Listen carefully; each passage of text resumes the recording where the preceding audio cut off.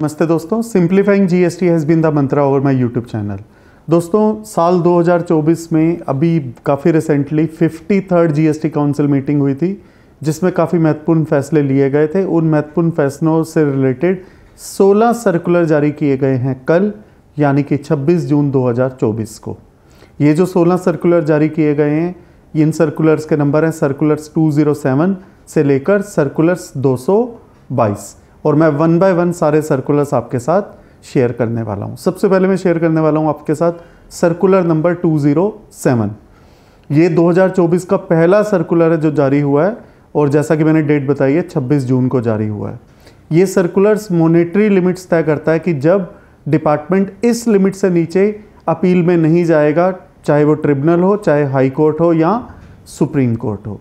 दोस्तों, एक national litigation policy है जो कि ये कहती है कि लिटिगेशन कम से कम होनी चाहिए और कम से कम ही केस आगे जाने चाहिए, और वही केस आगे जाने चाहिए जिनमें कोई मेरिट हो। सिर्फ इस वजह से कि लिटिगेशन बढ़ानी है, one should not go to the tribunal और हाई कोर्ट और supreme court, more specifically if department is involve. तो एक सेक्शन 120 है सीजीएसटी एक्ट का, जो कि ये कहता है कि कोई भी अपील फाइल नहीं की जाएगी अगर बोर्ड जी काउंसिल की रिकमेंडेशन पर समय पर कोई लिमिट तय कर दे कि इस लिमिट से नीचे ये फिट माना जाए कि आप ज़्यादा अपील ना करें, ज़्यादा लिटिगेशन में ना जाएं। और साथ के साथ ये भी कहा गया है सेक्शन 120 में कि अगर डिपार्टमेंट ऐसा करता है और ट्रिब्यूनल में, हाई कोर्ट या सुप्रीम कोर्ट नहीं जाता, तो ये नहीं माना जाएगा कि कोई प्रेसिडेंट सेट हो गया, कोई लॉ पॉइंट सेट हो गया डिपार्टमेंट की तरफ से। वो सिर्फ इसलिए माना जाएगा कि डिपार्टमेंट ज़्यादा लिटिगेशन में जाना नहीं चाहता। और इसके बीच में एक वर्ड यूज़ हुआ है कि अगर डिपार्टमेंट ऐसी मॉनेटरी लिमिट के कारण अगर ट्रिब्यूनल में, हाई कोर्ट या सुप्रीम कोर्ट नहीं जाता, तो ये नहीं माना जाएगा कि सेंट्रल टैक्स ऑफिसर ने एक्विएस्ट कर दिया है डिसीजन पर, उस डिस्प्यूटेड इशू पर। जो वर्ड है एक्विएस्ट है कि ये नहीं माना जाएगा कि ये विलिंगली एक्सेप्ट कर चुके हैं। ये only with respect to that monetary limit होगा। और ट्रिब्यूनल भी हो या कोर्ट भी हो, ये भी इस बात को उनको बताया जाएगा, इन सर्कमस्टेंसेस को, कि अगर डिपार्टमेंट अपील में नहीं गया है तो वो सिर्फ इसलिए गया है कि मॉनेटरी लिमिट से कम है और डिपार्टमेंट लिटिगेशन को बढ़ावा नहीं देना चाहता। अब बात करते हैं कि जब सेक्शन 120 में लिखा है कि मॉनेटरी लिमिट समय से समय पर बताई जा सकती है या तय की जा सकती है, तो जो वो लिमिट तय की गई है, वो लिमिट की गई है ट्रिब्यूनल के लिए 20 लाख रुपए, हाई कोर्ट के लिए 1 करोड़ रुपए और सुप्रीम कोर्ट के लिए 2 करोड़ रुपए।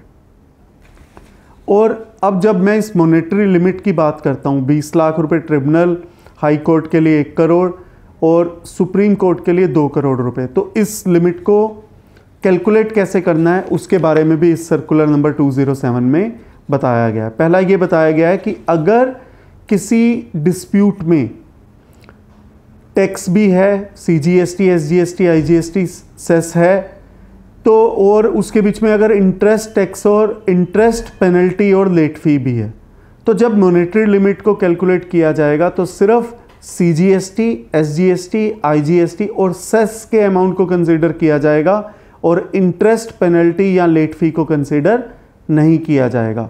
दोस्तों, मैं एक एग्जांपल के साथ आपके साथ शेयर करता हूं। अगर किसी डिस्प्यूट में, अगर सपोज कीजिए सीजीएसटी, एसजीएसटी, आईजीएसटी या सेस का टोटल 19,50,000 रुपये है और इंटरेस्ट पेनल्टी लेट फीस का टोटल 1 लाख रुपये है, तो ट्रिब्यूनल में अगर डिपार्टमेंट जाना चाहेगा तो इसको 20.5 लाख रुपये नहीं देखा जाएगा, इस फिगर को 19,50,000 रुपये ही देखा जाएगा, जो कि सीजीएसटी, एसजीएसटी, आईजीएसटी या सेस का सम टोटल होगी।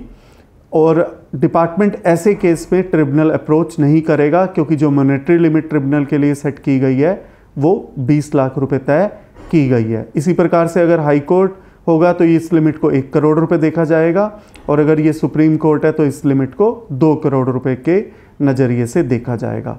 बट यदि किसी डिस्प्यूट में सिर्फ इंटरेस्ट ही इन्वॉल्व है और उसमें कोई टैक्स, सीजीएसटी, एसजीएसटी, आईजीएसटी या सेस इन्वॉल्व ही नहीं है और सिर्फ इंटरेस्ट ही इन्वॉल्व है, तो सिर्फ इंटरेस्ट के अमाउंट को ही मॉनेटरी लिमिट के अकॉर्डिंगली कंसीडर किया जाएगा। तो अगर किसी डिस्प्यूट में सिर्फ इंटरेस्ट इन्वॉल्व है और वो इंटरेस्ट 21 लाख रुपए का है, तो डिपार्टमेंट ट्रिब्यूनल में अपील दर्ज कर सकता है, क्योंकि जो मॉनेटरी लिमिट है वो 20 लाख है और ये 20 लाख से अधिक होगा।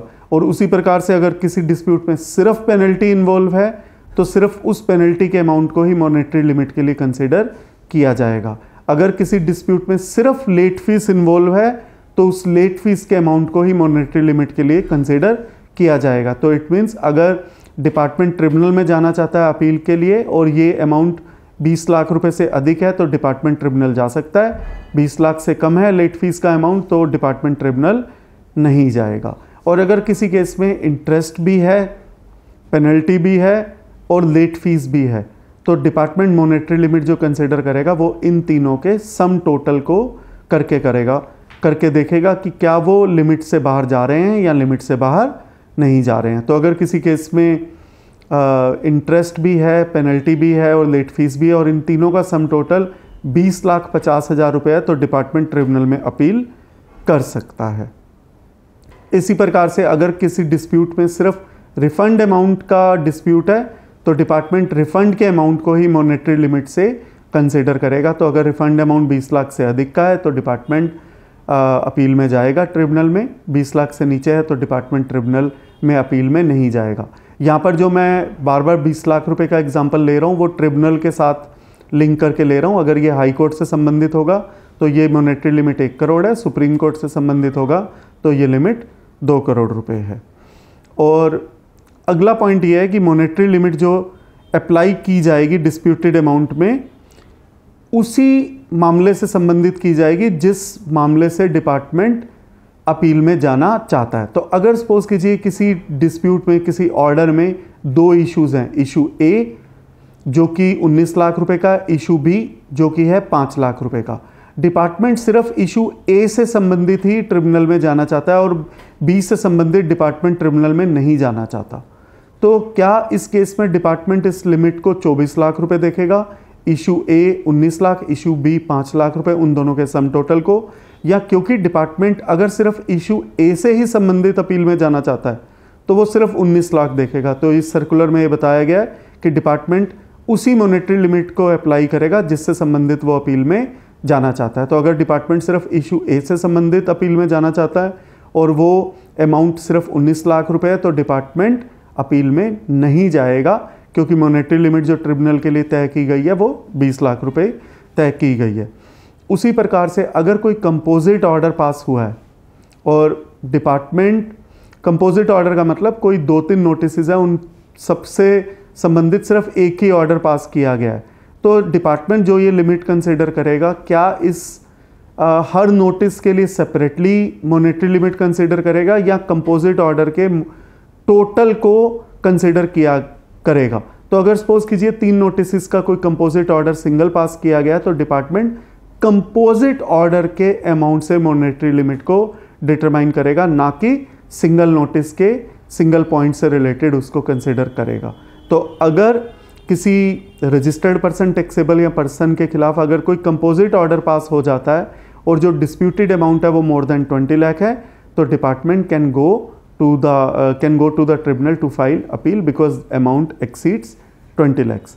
बट साथ के साथ बोर्ड ने इन बातों का भी ध्यान रखा है कि कुछ ऐसे केसेस में, चाहे जिनमें लिमिट 20 लाख से कम हो, ट्रिब्यूनल के केस में, हाई कोर्ट के केस में 1 करोड़ से कम हो या सुप्रीम कोर्ट के केस में 2 करोड़ से कम हो, तब भी डिपार्टमेंट अपील में जा सकता है। कुछ केसेस को एक्सक्लूड किया गया है इन मॉनेटरी लिमिट से। वो लिमिट्स ये हैं कि जहाँ पर अगर किसी CGST, SGST या IGST एक्ट के को ही अल्ट्रा वायरस ठहरा दिया गया है to the constitution of India, कि ये तो संवैधानिक तौर पर ही अगेंस्ट है, अल्ट्रा वायरस है, तो ऐसे केस को डिपार्टमेंट अपील में ज़रूर जाएगा, चाहे जो मामला है वो 20 लाख से कम का हो ट्रिब्यूनल के केस में, या 1 करोड़ या 2 करोड़ से कम हो, respectively to the point of high court और सुप्रीम कोर्ट। उसी प्रकार से अगर किसी रूल्स या रेगुलेशंस को अल्ट्रा वायरस किया गया है पेरेंट एक्ट, CGST एक्ट के थ्रू, तब भी डिपार्टमेंट अपील में जा सकता है,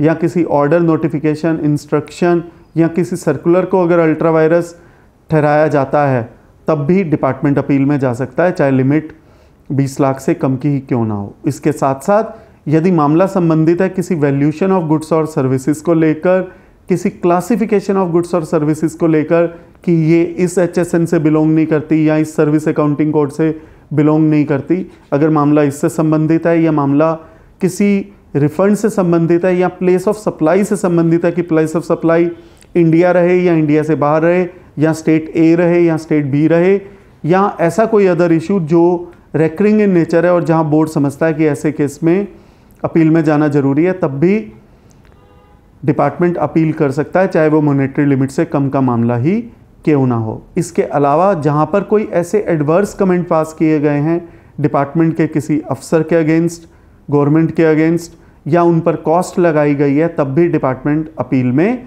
जा सकता है। या कोई ऐसा क्लास ऑफ केसेस या ऐसा केस जहां पर बोर्ड को ऐसा लगता है कि ऐसा नेसेसरी है कि in the interest of revenue और जस्टिस इट इज़ नेसेसरी, तो डिपार्टमेंट ने काफ़ी ओपन पॉइंट ऑफ व्यू रखा है कि डिपार्टमेंट जहां भी अपील में जाना चाहे, जहां पर उनको लगता है ये तो बहुत ज़रूरी है जस्टिस और रेवेन्यू के लिए, वहां पर वो अपील में जा सकते हैं। साथ के साथ डिपार्टमेंट ने ये भी कहा कि सिर्फ मॉनेटरी लिमिट एक्सीड कर जाए, अगर सपोज कीजिए किसी केस में मॉनेटरी लिमिट 25 लाख रुपए है, तो डिपार्टमेंट के पास पावर है वो ट्रिब्यूनल में जा सकता है, क्योंकि लिमिट 20 लाख रुपए से अधिक हो गई, जो अमाउंट इन्वॉल्व है, जो मॉनेटरी लिमिट है वो 25 लाख हो गई और वो 20 लाख से अधिक हो गई। तो सिर्फ इसलिए नहीं जाना चाहिए कि आप मॉनेटरी लिमिट से एक्सीड कर गए हैं, आपको फिर भी उसके मेरिट्स को देखना जरूरी है। साथ के साथ डिपार्टमेंट ने ये भी कहा कि अगर सपोज कीजिए मैटर ए से संबंधित, किसी मिस्टर ए से संबंधित अगर कोई मामला है और डिपार्टमेंट अपील में नहीं जाता क्योंकि वो मॉनेटरी लिमिट से कम है, तो ये नहीं माना जाना चाहिए कि डिपार्टमेंट बी के अगेंस्ट भी सेम मामले में, सेम मैटर में अपील में नहीं जा सकता। तो ये कोई प्रेसिडेंट नहीं बन रहा है कि डिपार्टमेंट अपील में नहीं गया तो ये एक प्रेसिडेंट बन जाए। उसी प्रकार से डिपार्टमेंट हो सकता है किसी एक साल के लिए किसी एक पर्सन के खिलाफ अपील में ना जाए क्योंकि मॉनेटरी लिमिट 20 लाख से कम हो ट्रिब्यूनल के लिए, पर सेम मामले में दूसरे साल में डिपार्टमेंट ट्रिब्यूनल में चला जाए क्योंकि हो सकता है वो मामला मॉनेटरी लिमिट का 20 लाख रुपए से अधिक हो, तो कोई प्रेसिडेंट ना माना जाए। और डिपार्टमेंट ने एक बात और कही कि रिव्यूइंग अथॉरिटी को ये लिखना चाहिए कि even though the decision is not acceptable, चाहे हम इस डिसीजन से एक्सेप्ट नहीं करते, सिर्फ हम अपील में इसलिए नहीं जा रहे क्योंकि ये मॉनेटरी लिमिट से कम है। इसके साथ साथ डिपार्टमेंट ने एक बात और कही अपने फेवर में रख के कि डिपार्टमेंट अगर अपील में नहीं गया तो किसी भी मामले में, किसी भी सूरत में ये नहीं मान लिया जाना चाहिए कि डिपार्टमेंट ने अगर प्रोटेस्ट नहीं किया तो डिपार्टमेंट ने अपने राइट को वेव कर दिया या ये कोई प्रेसिडेंट सेट हो गया। तो डिपार्टमेंट ने अपने आप को बिल्कुल क्लियर रखा है कि सेक्शन 120 में जहां डिपार्टमेंट अपील में नहीं जा रहा मॉनेटरी लिमिट के कारण, तो इसको किसी भी प्रकार से प्रेसिडेंट नहीं समझना चाहिए। एक वेलकम मूव है कि डिपार्टमेंट ये तो चाह रहा है कि छोटे केसेस में डिपार्टमेंट बेतुके केसेस में अपील में ना चला जाए कि जहां पर अमाउंट इन्वॉल्व काफ़ी कम है। ट्रिब्यूनल के लिए 20 लाख, हाई कोर्ट के लिए 1 करोड़ और सुप्रीम कोर्ट के लिए 2 करोड़। दोस्तों मैं समझता हूँ ये वीडियो सर्कुलर आपकी नॉलेज के लिए काफ़ी यूज़फुल साबित होंगे। धन्यवाद। तो अब हम बात करने वाले हैं सर्कुलर नंबर 208 की। ये सेकंड सर्कुलर है जो टोटल 16 सर्कुलर कल यानी कि 26 जून को जारी किए गए थे। दोस्तों इस सर्कुलर नंबर 208 को डिस्कस करने से पहले मैं एक ये डिस्कस करना चाहूँगा सेक्शन 148 ऑफ CGST एक्ट। जो सेक्शन 148 है CGST एक्ट का, वो ये कहता है कि गवर्नमेंट स्पेशल प्रोसेस बना सकती है कुछ स्पेशल लोगों के लिए, कुछ स्पेसिफिक रजिस्टर्ड पर्सनस के लिए with respect to their registration, कि वो रजिस्ट्रेशन किस तरह से करेंगे, वो अपने रिकॉर्ड्स किस तरह से बनाएंगे, वो रिटर्नें कैसे फाइल करेंगे, वो टैक्स किस तरह से पे करेंगे, या उनके लिए स्पेशल प्रोसेस क्या रहेगा। तो एक नोटिफिकेशन आई थी, नोटिफिकेशन 30/2023, जिसने बताया था कुछ इंडस्ट्रीज़ के बारे में लिखा हुआ था जिसमें मेनली टोबैको है कि इनको क्या प्रोसेस फॉलो करना पड़ेगा, और सेक्शन 148 की पावर को यूज़ किया गया था उन इंडस्ट्रीज़ को इसके अंदर कवर करने के लिए, जिसके लिए एक नोटिफिकेशन आई थी, नोटिफिकेशन 30/2023। इस नोटिफिकेशन को बाद में कैंसिल कर दिया गया था, रिसिंड कर दिया गया था, इसके इफेक्ट को नलीफाई कर दिया गया था नोटिफिकेशन 3/2024 के द्वारा, और एक रिवाइज्ड स्पेशल प्रोसीजर बताया गया नोटिफिकेशन नंबर 4/2024 के द्वारा। तो जो सीक्वेंस है वो इस तरह से थी, पहले नोटिफिकेशन आई 30/2023, उसको रेसिंड किया गया notification by way of notification number 3/2024, and then a revised procedure आया नोटिफिकेशन नंबर 4/2024 के द्वारा। उसके बाद काफ़ी रिप्रेजेंटेशन आई ट्रेड की कि कुछ सवालों को पूछा गया और उन दिक्कतों को ध्यान में रखते हुए ये सर्कुलर नंबर 208 जारी किया गया। थोड़ा सा मैं आपके साथ इस बात को डिस्कस करूं कि डिपार्टमेंट या गवर्नमेंट टोबैको इंडस्ट्री को लेकर काफ़ी सेंसिटिव है कि शायद सही जो जितनी मैन्युफैक्चरिंग होती है वो मैन्युफैक्चरिंग नहीं दिखाई जाती। तो डिपार्टमेंट ने इन नोटिफिकेशन के थ्रू ये कहा गया था कि आप बताओ 30 डेज़ के अंदर आपके पास कितनी मशीनें हैं, आपने किस दिन मशीन खरीदी थी, और उन मशीनों के नंबर पूछे गए, आपके पास कितनी मशीनें हैं, आपकी कितनी इलेक्ट्रिसिटी कंजम्पशन होती है, आप किस मशीन से कितनी मैन्युफैक्चरिंग करते हैं, ताकि डिपार्टमेंट के पास पूरा डाटा पहुंच सके और कोई कंसीलमेंट ना हो सके। ये इंटेंट था गवर्नमेंट के पीछे, गवर्नमेंट का इन नोटिफिकेशंस को लाने के पीछे। बट अब ट्रेड में ये सवाल उठे कि जहाँ पर अगर सपोज कीजिए किसी मैन्युफैक्चरर के पास, किसी रजिस्टर्ड पर्सन के पास उसकी मशीन का मेक या मॉडल नंबर अवेलेबल नहीं है, और तब उसे जो फॉर्म भरना है, फॉर्म GST SRM1, वो उसके अंदर क्या लिखे अगर उसके पास मशीन का नंबर, उसका मॉडल नंबर या मेक अवेलेबल नहीं है। तो क्लैरिफाई किया गया इस सर्कुलर के द्वारा, इन दैट केस आप ईयर डाल दीजिए। अगर आपके पास मशीन का मॉडल नंबर, मेक वगैरह नहीं है, वो काफ़ी पुरानी मशीन है, और अगर आपके पास वो डिटेल अवेलेबल नहीं है, तो आप उस पर्टिकुलर कॉलम में जहाँ पर आपको मशीन का मशीन नंबर, मॉडल नंबर या मेक लिखना है, आप ईयर डाल दीजिए।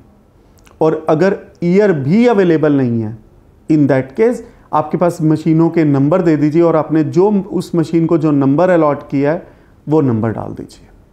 तो ये क्लैरिफाई किया गया इस सर्कुलर के द्वारा।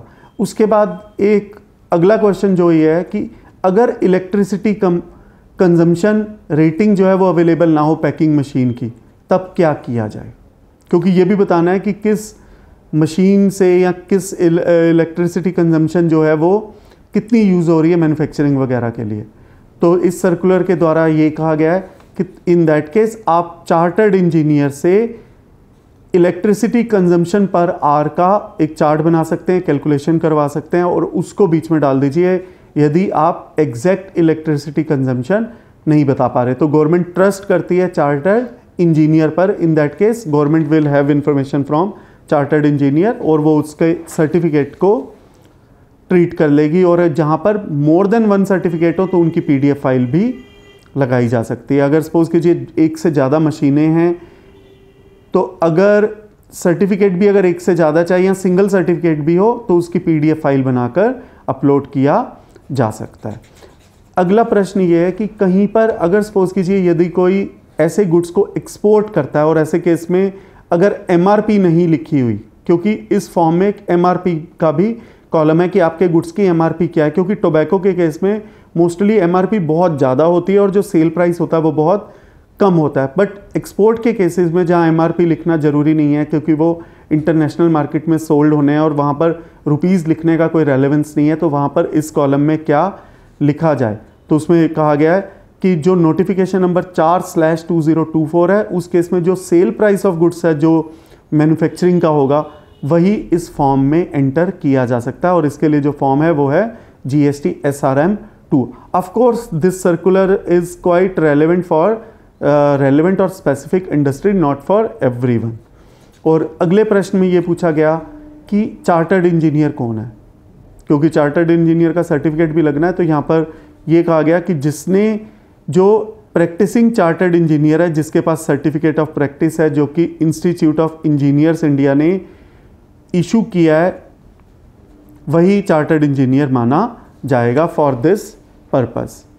और अगला प्रश्न ये है कि क्या ये स्पेशल प्रोसीजर उनको भी फॉलो करना है जो manufacturing units special economic zone में लोकेटेड हैं। तो सर्कुलर में बताया गया है कि ये उनके ऊपर एप्लीकेबल नहीं है। तो अगर कोई manufacturing unit special economic zone में लोकेटेड है तो उनके लिए ये नोटिफिकेशन नंबर एप्लीकेबल नहीं है। तो उन्हें ऐसा कोई प्रोसीजर या इस सर्कुलर उनके लिए रेलेवेंट नहीं है। उनके लिए सेक्शन 148 का जो ये नोटिफिकेशन है ये उनके लिए रेलेवेंट नहीं है। अगला प्रश्न ये है कि जो मैनुअल प्रोसेस करते हैं क्या उनके लिए भी ये सर्कुलर एप्लीकेबल है? तो यही है कि ये नोटिफिकेशन या ये सर्कुलर उनके लिए एप्लीकेबल नहीं है। अगला प्रश्न ये है कि जहाँ पर मैन्युफैक्चरिंग करने के लिए अगर एक से ज़्यादा मशीन यूज़ हो रही हों तो कौन सी मशीन का रेफरेंस देना है? तो इस सर्कुलर में ये बताया गया है जो जिस मशीन से फाइनल प्रोडक्ट रेडी हो रहा है उसी मशीन का रेफरेंस नंबर देने की ज़रूरत है। गवर्नमेंट बेसिकली जानना चाहती है कि किस मशीन से कितनी मैन्युफैक्चरिंग हो रही है या कहीं कोई अंडर रिपोर्टिंग तो नहीं हो रही। That is why government is very interested to know कि किस मशीन का रेफरेंस नंबर दिया जाए, सो दैट गवर्नमेंट को पता लग जाए कि ये मशीनरी आपने खरीदी तो क्या उस मशीनरी से उतनी मैन्युफैक्चरिंग हो रही है या कहीं गवर्नमेंट को ऐसा तो नहीं लग रहा कि मशीनें तो खरीदते हैं बट अंडर रिपोर्ट कर देते हैं जितनी मैन्युफैक्चरिंग हो रही है। क्योंकि काफ़ी ग्रे इंडस्ट्री रही है टोबैको इंडस्ट्री, या वो सारी इंडस्ट्रीज़ जिन इंडस्ट्रीज़ का जिक्र है नोटिफिकेशन नंबर 4/2024 में as well as notification number 30/2023 में। अगले प्रश्न में ये पूछा गया है कि अगर सपोज कीजिए जॉब वर्क हो रहा है या कोई कॉन्ट्रैक्ट मैन्युफैक्चरिंग हो रही है, प्रिंसिपल मैन्युफैक्चरर या तो जॉब वर्क पे दे रहा है या आगे कॉन्ट्रैक्ट मैन्युफैक्चरिंग के लिए दे रहा है, तो किन लोगों को इन प्रोसीजर को फॉलो करना है? तो इस सर्कुलर के द्वारा यही कहा गया है कि सबको इस स्पेशल प्रोसीजर से सबको फॉलो करना है, सारे स्पेशल प्रोसीजर फॉलो करना है, सबको फॉलो करना है। बट अगर आपका जॉब वर्कर या वो कॉन्ट्रैक्ट मैन्युफैक्चरर अनरजिस्टर्ड है, इन दैट केस जो प्रिंसिपल मैन्युफैक्चरर है जो कि एक रजिस्टर्ड होगा ऑफ कोर्स, उसको इस सर्कुलर से और इस नोटिफिकेशन का फॉलो जो करना है वो उसको करना पड़ेगा। अल्टीमेट रिस्पॉन्सिबिलिटी उसकी होगी। दोस्तों मैं उम्मीद करता हूँ ये सर्कुलर आपको समझ में आ गया होगा। धन्यवाद। दोस्तों अब हम बात करने वाले हैं सर्कुलर नंबर 209 की। सर्कुलर नंबर 209 मेरे हिसाब से बहुत ज़्यादा इम्पॉर्टेंट है और काफ़ी अच्छे इशू को इसमें एड्रेस किया गया है। दोस्तों लास्ट ईयर IGST में एक अमेंडमेंट हुई थी जो प्रभावी हुई थी 1 अक्टूबर 2023 से। वो अमेंडमेंट ये हुई थी कि एक section 10 subsection 1 close CA insert किया गया था IGST एक्ट में, जो इफेक्ट में आया था 1 अक्टूबर 2023 से। वो ये कहता था कि जहाँ पर कोई सप्लाई ऑफ गुड्स हुई है किसी अनरजिस्टर्ड पर्सन को, तो in that case place of supply वो माना जाएगा अगर रेसिपिएंट का एड्रेस अवेलेबल है, जो लिखा हुआ है वो प्लेस ऑफ सप्लाई है। और अगर रेसिपिएंट का एड्रेस नहीं लिखा हुआ तो सप्लायर के एड्रेस को ही प्लेस ऑफ सप्लाई मान लिया जाएगा। और उसमें यह भी लिखा था कि अगर आप अनरजिस्टर्ड पर्सन का सिर्फ स्टेट भी लिख देंगे तो उसको भी कंप्लीट एड्रेस मान लिया जाएगा। दोस्तों इसका इंटेंट क्या होता है कि स्टेट लिख दिया जाए या रेसिपिएंट का एड्रेस लिखा जाए, या रेसिपिएंट का अगर एड्रेस नहीं है तो सप्लायर के एड्रेस को ही प्लेस ऑफ सप्लाई मान लिया जाए? क्योंकि प्लेस ऑफ सप्लाई से डिटरमाइन होता है टैक्स किसको मिलेगा, किस स्टेट को मिलेगा, किस स्टेट के ऊपर इसका राइट है उस टैक्स के ऊपर। Of course 50% goes to central government, no doubt about that, but 50% goes to state और यूनियन टेरेटरी। तो वो कैसे डिटरमाइन होगा? प्लेस ऑफ सप्लाई से। तो अगर सपोज कीजिए कोई अनरजिस्टर्ड पर्सन अगर गुड़गांव से दिल्ली कोई मोबाइल खरीदने आता है और दिल्ली वाले ने उसको मोबाइल बेचा और उस पर्सन का एड्रेस वगैरह सब लिख दिया और नीचे गुड़गांव भी लिख दिया, हरियाणा लिख दिया, तो प्लेस ऑफ सप्लाई हरियाणा हो गया। 50% tax will go to the central government, 50% to the Haryana. अगर सिर्फ हरियाणा लिख देता और कंप्लीट एड्रेस नहीं लिखता, सिर्फ स्टेट का नाम लिख देते हैं, तब भी गुड इनफ है, तब भी मान लिया जाएगा कि जो प्लेस ऑफ सप्लाई है वो हरियाणा है और 50% tax will go to the central government, 50% to the Haryana.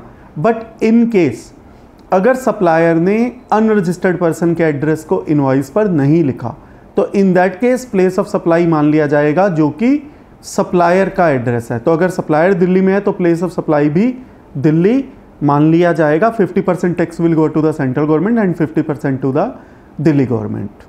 तो काफ़ी इंपॉर्टेंट है क्योंकि प्लेस ऑफ सप्लाई से डिटरमाइन होता है टैक्स किस गवर्नमेंट को मिलने वाला है। सर्कुलर में जिस मुद्दे को डिस्कस किया गया है, सर्कुलर में जिस मुद्दे के बारे में बात की गई, उस मुद्दे से पहले भी मैं एक मुद्दा आपके साथ अपनी तरफ से ऐड करता हूँ। जो कंपोजिट डीलर होते हैं वो इंटरस्टेट गुड्स को सेल नहीं कर सकते, सर्विस भी नहीं कर सकते, उनको अलाउड नहीं है कुछ भी इंटरस्टेट करना। They can work with in the state only. तो एज्यूम कीजिए मैं एक कंपोजिट डीलर हूँ और मैं मोबाइल बेचता हूँ और एक कंपोजिट डीलर हूँ। यदि कोई व्यक्ति हरियाणा से मेरे यहाँ पर मोबाइल खरीदने आता है तो मैं उस व्यक्ति का एड्रेस नहीं लिख सकता, क्योंकि जैसे ही मैंने एड्रेस लिख दिया प्लेस ऑफ सप्लाई हरियाणा हो गई और ये ट्रांजैक्शन एक इंटरस्टेट ट्रांजैक्शन हो जाएगी और एक कंपोजिट डीलर को interstate transaction is not allowed. So composite dealer के लिए तो बहुत ज़रूरी है कि वो ऐसे केस में उनका एड्रेस ना लिखें। बेसिकली तो मैं यही कहूँगा, लॉ का मर्यादा को ध्यान में रखते हुए और एक डेस्टिनेशन बेस्ड टैक्स के मर्यादा को ध्यान में रखते हुए, they should not make supply to such person if they know a person is coming from other state. But अगर वो लिख देते हैं तो ये सिंपली वायलेट कर देगा उनके कंपोजिट डीलर की उस चीज़ पर ही क्वेश्चन मार्क लग जाएगा। तो composite dealer has to be very careful while supplying और selling goods to person who is coming from another state, because law is very clear now. If person even if delivery, वो यहीं से हमारी दिल्ली की shop से ही mobile को उठाकर हरियाणा लेकर जा रहा है, but place of supply Haryana मान लिया जाएगा। अब मैं उस मुद्दे पर आता हूँ जिस मुद्दे के ऊपर ये सर्कुलर नंबर 209 आया है। वो ये आया है कि ई कॉमर्स ऑपरेटर के केस में बहुत बार देखा जाता है कि मैं ऑर्डर करता हूँ ई कॉमर्स ऑपरेटर पर कोई सामान और भिजवाता कहीं और। एज्यूम कीजिए I want to gift something to someone और मैं ऑर्डर करूँगा दिल्ली में बैठकर ई कॉमर्स ऑपरेटर से। एज्यूम करते हैं ई कॉमर्स ऑपरेटर हरियाणा में है और ये जो गुड्स जाने हैं वो बॉम्बे में जाने हैं। तो उस केस में बिलिंग एड्रेस तो हो सकता है मेरा लिखा हो, बट जो डिलीवरी एड्रेस है वो बॉम्बे का लिखा हो और ये गुड्स जा कहाँ से रहे हैं, हरियाणा से जा रहे हैं। This is an interstate transaction, but place of supply is Delhi और place of supply is Mumbai. तो in this case this will be assume कि जो प्लेस ऑफ डिलीवरी है जहाँ पर ये गुड्स जा रहे हैं वही प्लेस ऑफ सप्लाई माना जाएगा, क्योंकि अल्टीमेटली अगर हम पर्पस देखें जीएसटी एक्ट को, अगर गुड्स ने कंज्यूम वहाँ पर होना है, सर्विस ने कंज्यूम वहाँ पर होना है, तो प्लेस ऑफ सप्लाई भी वही माना जाना चाहिए। तो of course 50% tax will go to the central government and 50% of the tax will go to the Maharashtra, because Mumbai is situated in Maharashtra. दोस्तों मैं उम्मीद करता हूँ ये सर्कुलर आपके लिए यूज़फुल होगा। तो अब हम बात करने वाले हैं सर्कुलर नंबर 210 की, सर्कुलर नंबर 210 की। ये क्लैरिफाई करता है उस मुद्दे को कि कैसे वैल्यूशन किया जाए इंपोर्ट ऑफ सर्विसेज का by a related person where recipient is eligible for full input tax credit. अगर सपोज कीजिए कोई पर्सन किसी फॉरेन एंटिटी से जो कि उसकी रिलेटेड पर्सन है, अगर उससे इंपोर्ट ऑफ सर्विसेज ले रहा है, तो वैल्यूशन कैसे किया जाए, क्योंकि जनरली ऐसा होता है कि अगर सपोज कीजिए मेरा वो रिलेटेड पार्टी है तो मैं उसको कुछ भी पैसे नहीं दे रहा हूँ और ये ट्रांजैक्शन हो रही होगी विदाउट कंसिडरेशन। जबकि शेड्यूल 1 की एंट्री नंबर 4 ये कहती है कि अगर इंपोर्ट ऑफ सर्विस हुई है रिलेटेड पर्सन से, तो चाहे वो नो कंसिडरेशन बेसिस पर हो, चाहे कोई कंसिडरेशन इन्वॉल्व ना हो, तब भी उसको सप्लाई माना जाएगा और उसकी वैल्यूशन की जाएगी एज पर रूल 28। और पहले जीएसटी पे करो और उस पर रिवर्स चार्ज में रेसिपिएंट के ऊपर ये ऑब्लिगेशन है कि आप जीएसटी पे करो अंडर रिवर्स चार्ज और बाद में उसका आईटीसी क्लेम कर लीजिए। बट ऐसे केसेस में जहां पर उसको फुल आईटीसी मिलना है और वो पैसे भी नहीं दे रहा, तो क्या उसका वैल्यूशन करना जरूरी है, या अगर वो पैसे नहीं दे रहा तो हम 0 रुपए को ही वैल्यूशन मान सकते हैं। एक सर्कुलर नंबर 199 आया था सेम इशू पर, रिलेटेड पर्सन या डिस्टिंक्ट पर्सन के बीच में, कि जिसके बीच में अगर रेसिपिएंट को फुल आईटीसी मिलना है, इन दैट केस जो वैल्यू इनवाइस पर लिखी है, या अगर कोई भी वैल्यू नहीं लिखी, मतलब कोई इनवाइस जारी नहीं हुआ, ये फ्री में हुआ है, तो उस केस में 0 रुपए को ही वैल्यूशन मान लिया जाएगा और उसी के ऊपर रिवर्स चार्ज देना है। मीन्स रिवर्स चार्ज देने की ज़रूरत ही नहीं है, शर्त सिर्फ इतनी है कि रेसिपिएंट फुल आईटीसी के लिए एंटाइटल्ड हो। क्योंकि देखिए अगर रेसिपिएंट को फुल आईटीसी मिलना है तो वो वैल्यू को कभी भी कम करने की उसको कोई ज़रूरत नहीं है, क्योंकि अगर वो कम वैल्यू दिखाएगा इनवॉइस पर उसको अकॉर्डिंगली प्रोपोर्शनेट कम आईटीसी मिलेगा, अगर वो वैल्यू ज़्यादा दिखाएगा तो उसको कॉरस्पॉन्डिंगली फुल आईटीसी मिलेगा बड़ी वाली वैल्यू पर। ये वो वैल्यू तब कम कर सकता है अगर उसको आईटीसी ना मिलना हो या आईटीसी कम मिलना हो, तब वह कहेगा या सोचेगा कि मैं वैल्यू कम दिखाऊं क्योंकि मुझे आईटीसी तो मिलना ही नहीं है या आईटीसी कम मिलना है। बट जहाँ पर उसको फुल आईटीसी मिलना है वहाँ पर वो ऐसा नहीं करना चाहेगा। बट इंपोर्ट ऑफ सर्विसेज के केस में तो अप्लाई होता है रिवर्स चार्ज। तो अगर सपोज कीजिए कोई फॉरेन एंटिटी है, इंडिया के अंदर कोई रेसिपिएंट है जो उसकी रिलेटेड पर्सन डेफिनेशन के अंदर फॉल करता है, इन दैट केस अगर फॉरेन एंटिटी कोई पैसे नहीं ले रही या कम पैसे ले रही है या कुछ भी पैसा ले रही है, उसी वैल्यू को वैल्यूएशन मान लिया जाएगा बशर्ते रेसिपिएंट फुल आईटीसी के लिए एंटाइटल्ड हो। दोस्तों यहाँ पर एक बात और ज़रूरी है, क्योंकि ये रिवर्स चार्ज का केस है, इनवॉइस जारी किया जाता है रेसिपिएंट के द्वारा, तो ये मान लिया जाएगा अगर रेसिपिएंट को फुल आईटीसी एंटाइटलमेंट है तो वो जिसने जितने का इनवॉइस जारी किया गया है वही वैल्यूएशन मान ली जाएगी एज पर रूल 28 और डिपार्टमेंट कोई क्वेश्चनिंग नहीं करेगा। और जहाँ पर रेसिपिएंट ने कोई इनवॉइस जारी नहीं किया, इन दैट केस मान लिया जाएगा कि value of such import of services nothing but 0, क्योंकि जहाँ पर उसे फुल आईटीसी मिलना है वहाँ पर कोई टैक्स इवेजन का तो कोई चांस बन ही नहीं सकता। बट ध्यान रखने वाली बात यह है कि इस केस में, इंपोर्ट के केस में, इनवॉइस जो है वो जारी किया जाएगा रेसिपिएंट के द्वारा। और यही हमारा सेक्शन 31 सबसेक्शन 3 क्लोज एफ भी कहता है कि रिवर्स चार्ज के केस में अगर सर्विस आई है अनरजिस्टर्ड पर्सन से, क्योंकि यहाँ पर जो फॉरेन एंटिटी है वो अनरजिस्टर्ड पर्सन है, अगर फॉरेन एंटिटी से कोई इंपोर्ट ऑफ सर्विस हुई है तो इनवॉइस जारी किया जाएगा रेसिपिएंट के द्वारा। और यही मान लिया जाएगा कि रेसिपिएंट ने इनवॉइस पर जो वैल्यू लिखी है उस वैल्यू के ऊपर डिपार्टमेंट कोई क्वेश्चन नहीं करेगा, वही उसकी वैल्यूएशन है, उसी के ऊपर आप रिवर्स चार्ज में आईटीसी पे कीजिए और रिवर्स चार्ज पर टैक्स दीजिए और फुल आईटीसी क्लेम कीजिए। और अगर इनवॉइस जारी नहीं हुआ तो इसकी इंपोर्ट ऑफ सर्विस की वैल्यू को 0 ही मान लिया जाएगा for the purpose of invoice. सिर्फ एक शर्त है, recipient should be entitled for full input tax credit. If recipient is not entitled for ITC or full input tax credit, then of course valuation rule under rule 28 will come into play. दोस्तों मैं उम्मीद करता हूँ ये circular की discussion आपके लिए useful साबित होगी। धन्यवाद।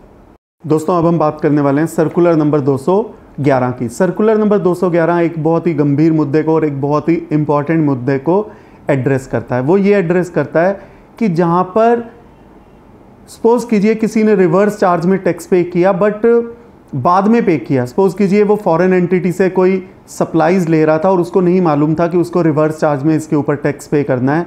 कोई कोर्ट का डिसीजन आता है या कोई ऑडिट के अंदर या कोई स्क्रूटनी के अंदर पता लगता है कि उसको इसके ऊपर रिवर्स चार्ज में टैक्स को पे करना था और वो उसके बाद टैक्स भी पे करता है और इनवॉइस भी रेज करता है। सपोज कीजिए कोई पर्सन किसी फॉरेन एंटिटी से कुछ सप्लाईज रिसीव कर रही थी जो उसने रिसीव करी फाइनेंशियल ईयर 2017-18 में, और उन्होंने इसके ऊपर टैक्स जो है वो रिवर्स चार्ज में पे नहीं किया, और जब टैक्स भी पे नहीं किया तो उन्होंने कोई इनवॉइस भी जारी नहीं किया। यहाँ पर मैं ये बताना चाहूँगा रिवर्स चार्ज के केस में इनवॉइस जो है रेसिपिएंट के द्वारा जारी किया जाता है, जहाँ रिवर्स चार्ज का केस जहाँ सप्लायर जो है वो अनरजिस्टर्ड हो। ये लिखा हुआ है section 31 subsection 3 close F of CGST act के अंदर कि जहाँ पर किसी रेसिपिएंट ने किसी अनरजिस्टर्ड पर्सन से अगर कोई सप्लाई ली है और वो अगर रिवर्स चार्ज से संबंधित है तो जो इनवॉइस है वो रेसिपिएंट के द्वारा जारी किया जाएगा। तो अब उसी एग्जांपल को आगे कैरी ऑन करते हुए, यदि किसी रेसिपिएंट ने अगर सपोज कीजिए किसी फॉरेन एंटिटी से कोई सप्लाई रिसीव करी जो कि उसे पहले नहीं पता था ये सप्लाई है और इसके ऊपर टैक्स देना है, और ये किसी कोर्ट डिसीजन के कारण या ऑडिट में या स्क्रूटनी में या किसी इंटरप्रिटेशन के कारण उसे पता चलता है कि मुझे टैक्स भी जमा करना था और वो इनवॉइस भी जारी करना था, और वो ऐसा करता है फाइनेंशियल ईयर 2023-24 में। अब वो टैक्स भी पे करता है along with interest for the period of 5-6 years, क्योंकि काफ़ी लेट हो गया उसको टैक्स पे करने में, और उसने इनवॉइस भी जारी किया। प्रश्न ये उठता है कि क्या वो इसका ITC ले सकता है या नहीं ले सकता। सीधा सीधा प्रश्न यही है क्योंकि इनवॉइस तो जारी हुआ फाइनेंशियल ईयर 23-24 में, बट ये सर्विस परटेन करती है फाइनेंशियल ईयर 2017-18 से, जिस एग्जाम्पल की मैं बात कर रहा हूँ। सेक्शन 16 सबसेक्शन 4 ये कहता है कि आप क्रेडिट ले सकते हो फाइनेंशियल ईयर एंड ख़त्म होने के बाद, या तो सितंबर के महीने तक, या लेटेस्ट जो चेंजेस हुए थे 30 नवंबर तक आप क्रेडिट क्लेम कर सकते हैं, आप उसके बाद क्रेडिट क्लेम नहीं कर सकते। ये सेक्शन 16 सबसेक्शन 4 में लिखा हुआ है। तो क्या इस केस में जहाँ इनवॉइस 4 या 5 सालों के बाद रेज हुआ है, क्या इस केस में वो आईटीसी क्लेम कर सकता है या वो आईटीसी क्लेम नहीं कर सकता? तो यदि हम सेक्शन 16 सबसेक्शन 4 को बहुत ध्यान से पढ़ें तो वहाँ पर एक जो वर्ड लिखे हुए हैं वो वर्ड ये लिखे हुए हैं, to which such invoice following the end of financial year to which such invoice और डेबिट नोट परटेन्स। तो जो फाइनेंशियल ईयर परटेन करता है ये उस फाइनेंशियल ईयर से परटेन करता है जिस साल में इनवॉइस जारी हुआ है, क्योंकि कोई रेसिपिएंट फाइनेंशियल ईयर 2017-18 में वैसे भी उसका क्रेडिट ले ही नहीं सकता था, क्योंकि सेक्शन 16 में लिखा हुआ है कि आपके पास इनवॉइस होना जारी है। अब क्योंकि इनवॉइस जारी ही नहीं हुआ तो उस साल में तो वैसे भी आईटीसी लिया ही नहीं जा सकता। इनवॉइस जारी हुआ बाद में, और उस व्यक्ति ने इनवॉइस जारी करने के साथ साथ यदि कुछ पीरियड लेट हो गया तो उसका इंटरेस्ट भी पे कर दिया, तो गवर्नमेंट फुल्ली सिक्योर्ड है, गवर्नमेंट को टैक्स भी मिल गया, इंटरेस्ट भी मिल गया, तो आईटीसी देने में कोई डिनायल नहीं होना चाहिए। और वैसे भी उसको पहले तो आईटीसी मिल ही नहीं सकता, क्योंकि जब तक इनवॉइस जारी हुआ ही ना हो। तो रिवर्स चार्ज के केसेस में जहाँ पर किसी रेसिपिएंट ने किसी अनरजिस्टर्ड पर्सन से कोई सप्लाई ऑफ गुड्स या कोई सप्लाई ऑफ सर्विस ली है, तो इवन इन दोज केसेस अगर इनवॉइस बाद में जारी हुआ है तो उसको आईटीसी मिल जाएगा। इनवॉइस के लिए या आईटीसी क्लेम करने के लिए जो पीरियड है वो इनवॉइस के डेट के फाइनेंशियल ईयर से कैलकुलेट किया जाएगा, ना कि वो वाला ईयर जिस ईयर में सच में वो सप्लाई ऑफ गुड्स या सर्विस हुई हो। साथ के साथ इस बात का ध्यान और भी रखना है कि ऐसा करने में आईटीसी तो आपको मिल जाएगा, बट तब भी आपको सेक्शन 122 में पेनल्टी देनी पड़ सकती है, क्योंकि आपने पहले इनवॉइस जो है वो टाइमली जारी नहीं किया और आपने सर्विस ऑफ गुड्स और सप्लाई ऑफ गुड्स और सर्विस रिसीव कर ली विदाउट इश्यू ऑफ इनवॉइस। तब भी पैनल प्रोविजंस 122 के तब भी एप्लीकेबल रहेंगे। तो one has to be very careful. अगर आपका रिवर्स चार्ज का केस है, issue invoice timely so as to save yourself from interest as well as penal provisions as written under section 122, although there is no danger to your claim of your ITC. Section 16 subsection 4 allows you to claim ITC on the basis of issue of invoice financial year, not the actual year in which supply of goods or supply of service has taken place. दोस्तों मैं उम्मीद करता हूँ ये discussion आपके साथ काफ़ी useful साबित रही होगी। धन्यवाद।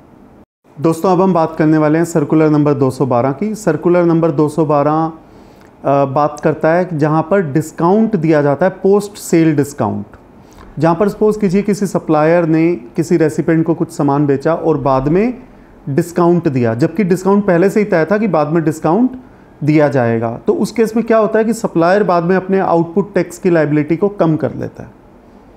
पहले सपोज कीजिए अगर उसने 100 रुपये के कोई गुड्स बेचे और बाद में 10 रुपये का डिस्काउंट दिया, तो इनिशियली सप्लायर जो है वो टैक्स पे करता है 100 रुपये पर, और बाद में जब 10 रुपये का डिस्काउंट देता है तो वो 10 रुपये पर अपने उस टैक्स को रिवर्स कर लेता है। तो अल्टीमेटली सप्लायर जो टैक्स दे रहा है वो 90 रुपये पर दे रहा है, पहले 100 पर देता है पर बाद में 10 रुपये का वो रिवर्सल कर लेता है। तो सप्लायर तो टैक्स दे रहा है 90 रुपये पर। इनिशियली रेसिपिएंट ने जो अपना आईटीसी क्लेम किया होगा वो 100 रुपये पर किया होगा, क्योंकि इनवॉइस 100 पर गया था। पर जब बाद में 10 रुपये का क्रेडिट नोट जारी हुआ होगा तो ये रेसिपिएंट की जिम्मेवारी है, अगर उस क्रेडिट नोट में टैक्स कंपोनेंट इन्वॉल्व है वो भी अपने आईटीसी को रिवर्स करे। अगर वो आईटीसी रिवर्स नहीं करता तो एक तरफ सप्लायर ने तो टैक्स दिया अल्टीमेटली 90 रुपये पर आईटीसी क्लेम हो गया 100 रुपये पर। तो ये इंश्योर करने के लिए कि उसने भी आईटीसी 90 रुपये पर ही क्लेम किया है जितना सप्लायर ने टैक्स दिया है, इसके लिए अभी तक पोर्टल पर कोई मैकेनिज्म एग्जिस्ट नहीं करता। तो इस सर्कुलर के थ्रू ये एस्टेब्लिश किया गया कि जब तक कोई मैकेनिज्म नहीं है तब तक इस बात को कैसे इंश्योर किया जाए कि रेसिपिएंट ने भी टैक्स को रिवर्स कर दिया है। तो इसके बारे में क्लैरिफिकेशन आ चुकी है कि रेसिपिएंट सीए से एक सर्टिफिकेट लेकर, सीए या कॉस्ट अकाउंटेंट, सीए और सीएमए, ये एक सर्टिफिकेट देंगे जिस पर लिखा होगा कि रेसिपिएंट ने टैक्स को रिवर्स कर दिया है, और उसके बीच में उन इनवॉइसेस का भी जिक्र होगा कि किन इनवॉइसेस से वो क्रेडिट नोट लिंक हैं, ये सब कुछ सर्टिफिकेट जारी किया जाएगा या सीए के द्वारा या सीएमए के द्वारा। ये सर्टिफिकेट प्रोवाइड करवा दिया जाएगा सप्लायर को, और सप्लायर सुटेबल टाइम पर इस सर्टिफिकेट को प्रोड्यूस कर सकता है बिफोर जुरिस्डिक्शनल ऑफिसर। यहाँ पर सीए और सीएमए को ये भी इंश्योर करना है, ये जो सर्टिफिकेट जारी किया जाए उसको यूडिन से डिपार्टमेंट चेक कर सकता हो, चाहे सीए की वेबसाइट पर जाकर या सीएमए की वेबसाइट पर जाकर ये वेरीफाई किया जा सकता हो कि ये सर्टिफिकेट सच में उस सीए या सीएमए ने जारी किया है। उसके लिए यूडिन से ये चेक किया जा सकता है। बट जहाँ पर टैक्स का अमाउंट किसी एक पर्टिकुलर फाइनेंशियल ईयर में 5 लाख रुपए से भी कम है, इन दैट केस सीए या सीएमए का सर्टिफिकेट की ज़रूरत नहीं है। इन that case recipient self undertaking भी दे सकता है कि यस मैंने आईटीसी को रिवर्स कर दिया है, और उसके बीच में इसको लिंक करना है कि जो उसने आईटीसी रिवर्स किया वो कहाँ पर रिवर्स किया, DRC 3 के थ्रू, रिटर्न के थ्रू या एनी अदर डॉक्यूमेंट के थ्रू। यही काम सीए या सीएमए को करना भी जरूरी है। सिर्फ डिफरेंस ये है कि अगर amount of tax involve in a financial year is 5 lakhs और मोर, देन सर्टिफिकेट फ्रॉम सीए और सीएमए विल वर्क।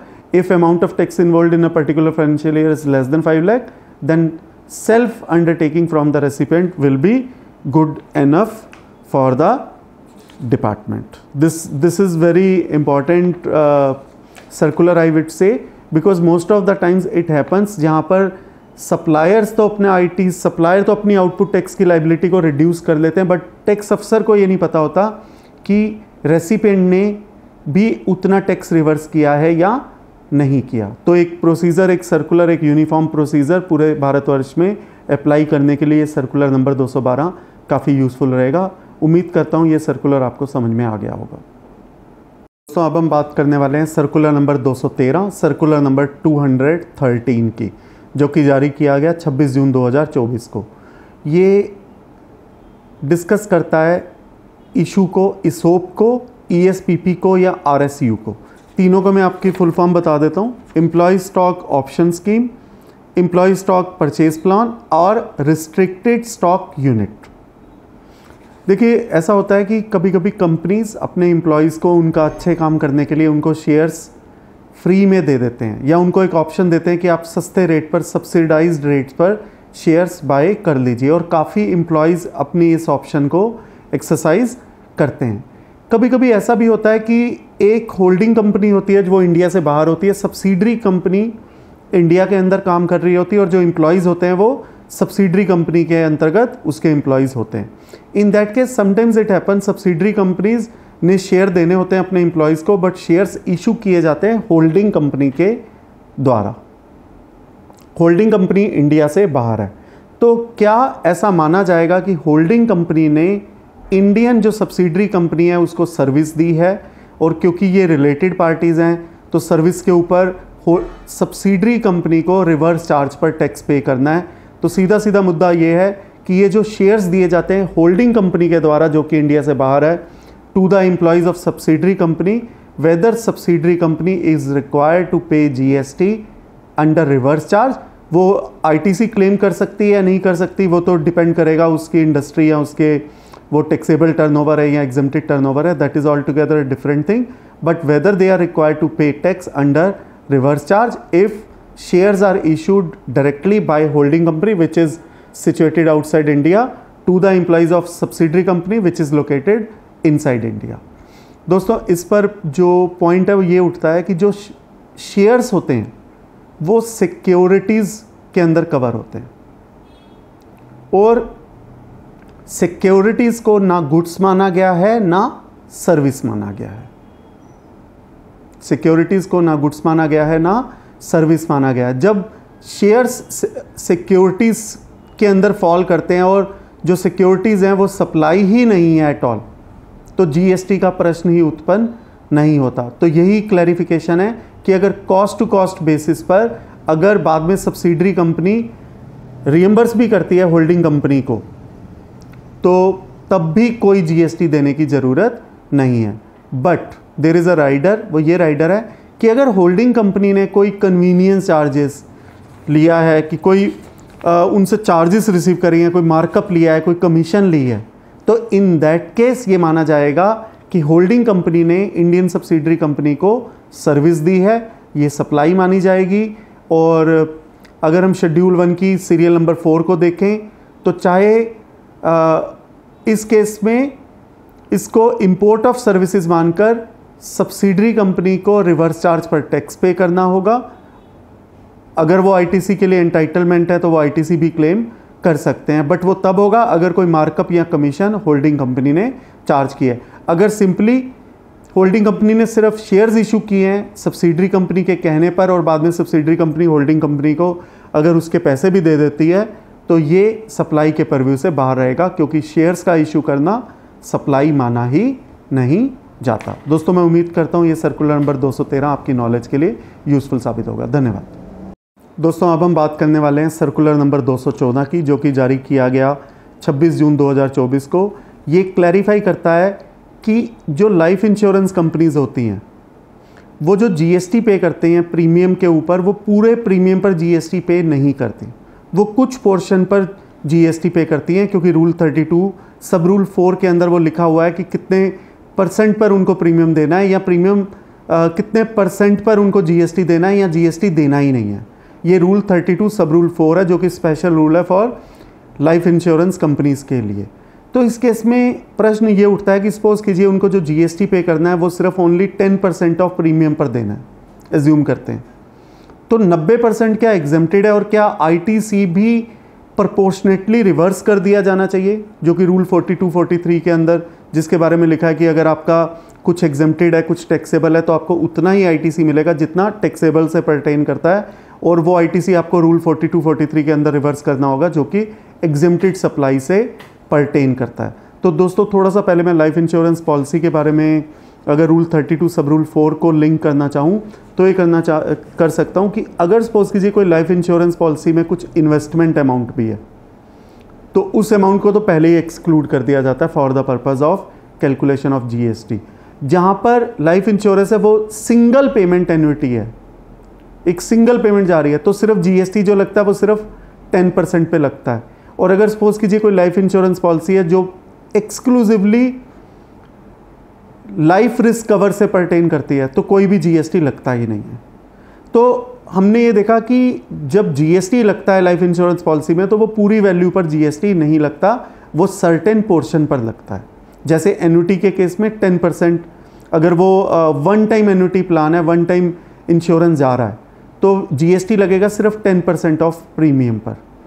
तो जो 90% बच गया क्या उसको एग्जेम्प्टेड मान लिया जाए और क्या रूल 42-43 के अकॉर्डिंगली उतना आईटीसी रिवर्स करना जाना चाहिए?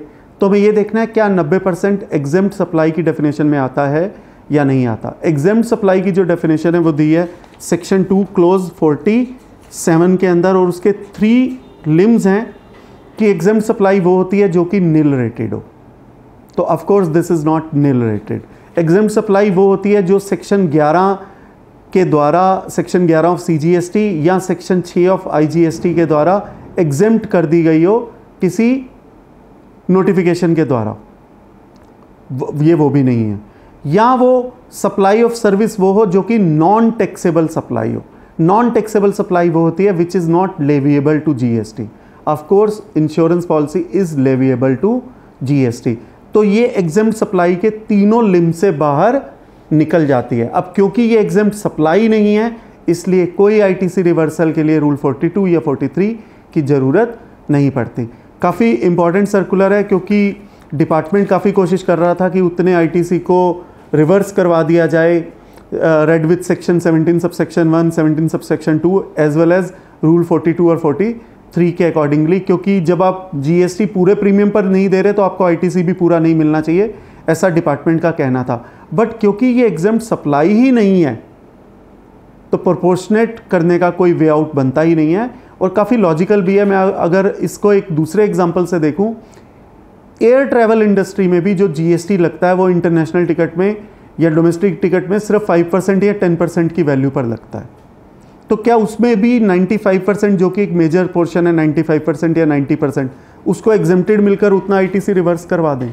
Then it will simply defeat the purpose of GST. GST बना ही था कि फ्री फ्लो ऑफ आईटीसी हो। आईटीसी देने के लिए बना, आईटीसी लेने के लिए नहीं बना, आईटीसी रिस्ट्रिक्ट या रिवर्स करने के लिए नहीं बना। तो काफ़ी इंपॉर्टेंट सर्कुलर है और मैं उम्मीद करता हूँ ऐसे सर्कुलर बाकी इंडस्ट्रीज़ के लिए भी वेर एवर एप्लीकेबल ये आने चाहिए, ताकि आईटीसी रिवर्सल जस्ट कि हम हर सप्लाई को जिसके ऊपर जीएसटी नहीं जा रहा या हर अमाउंट को जिसके ऊपर जीएसटी नहीं जा रहा हमें आईटीसी रिवर्स करवाने के लिए बाध्य ना किया जाए बाय द डिपार्टमेंट। दोस्तों मैं उम्मीद करता हूँ ये सर्कुलर 214 आपके लिए यूजफुल साबित होगा। धन्यवाद। दोस्तों अब हम बात करने वाले हैं सर्कुलर नंबर 215 की। सर्कुलर नंबर 215 क्लैरिफिकेशन करता है कि जब किसी मोटर व्हीकल का अगर कोई डैमेज हो जाता है, कोई मोटर व्हीकल पूरी तरह से दुर्घटनाग्रस्त हो जाती है, टूट जाती है, ख़राब हो जाती है, आग लग जाती है, कुछ उसका पूरा का पूरा नुकसान हो जाता है, उस केस में उसके सैल्वेज वैल्यू को ट्रीटमेंट करते वक्त उससे संबंधित एक क्लैरिफिकेशन जारी किया गया। दोस्तों जब पहले कोई व्यक्ति अपने मोटर व्हीकल का इंश्योरेंस करवाता है तो वो इंश्योरेंस प्रीमियम देता है। तो जो इंश्योरेंस कंपनी है वो सप्लायर है और जिसने इंश्योरेंस करवाया है इंश्योर्ड ने वो रेसिपिएंट है, और जो प्रीमियम होता है उसके ऊपर जीएसटी पे किया जाता है। This is the first thing. After that if unfortunately उसके मोटर व्हीकल को, इंश्योर्ड के मोटर व्हीकल को यदि कोई दुर्घटना होती है, आग लगती है, टूट जाता है, एक्सीडेंट हो जाता है, तो उस केस में इंश्योरेंस कंपनी का फ़र्ज है कि वो इंश्योर्ड को लॉस उसका सेटलमेंट करे।